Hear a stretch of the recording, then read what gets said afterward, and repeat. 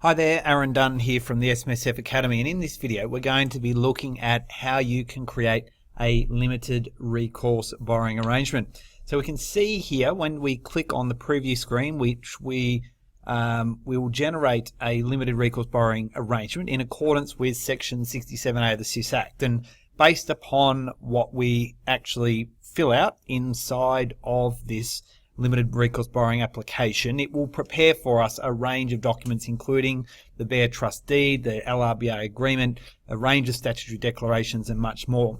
You can of course also use our key software integrations with Simple Fund 360 and Class to automatically pre-populate a lot of this form based on the information that you already have inside of your software. So what we'll do here is we'll go through and now complete a SMSF borrowing application. So we've got here our Smith SMSF.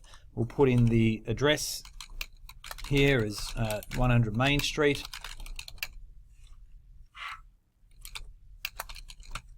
And we'll have individual trustees in this instance, so John Smith and Jane Smith.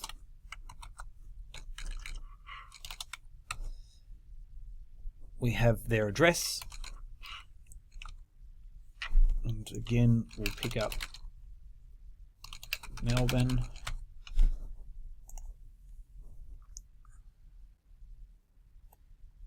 And then what we're now looking to do is get the specific information around the particular asset. So here we've got our real property. We may have particulars on title, so it may be volume number, 1, 2, 3, 4, 5, 6, and the folio of whatever the case may be as well. We're then looking for a specific address, so we'll say that it is at 350 Collins Street. We'll say it's in Adelaide there, and keep working through this. So we're then moving on to information about the loan here. So is it a bank loan? Is it a related party lender loan? If it's a bank loan, of course, it's not going to be preparing the specifics of the loan facility agreement. A related party lender will pick up that particular information. So we'll bypass that for this example. And we have here the bank lender. So we'll put in here just the specifics of that. And then we need to put in the name of the bank here. So we might say it's NAB. And we're now moving across to the bare trust information, so the trust that will actually hold this specific asset. So we'll call this the it may be the single asset that is being acquired. So if we call it the 350 Collins Street say property trust in this instance, because we know it's only ever going to hold that one property, we'll have a corporate trustee here. Was it ordered through Campus earlier? You can then go and pick that information up. So it will save you time of having to re-key that information. We don't have that for the purposes of this example. So if we just put in here Smithco, the ACN of that entity, again we're looking for the address, so 100 Main Street. And then we've got to put in the actual custodial directors as well. So we've got John, we'll also have Jane here. And again, we move on now to simply review and submit that final range of information just to make sure we've captured all of that correctly inside of here, so we can go through and review all of that information. For our gold members, you'll see a 0 fee there. It's part of your ongoing membership.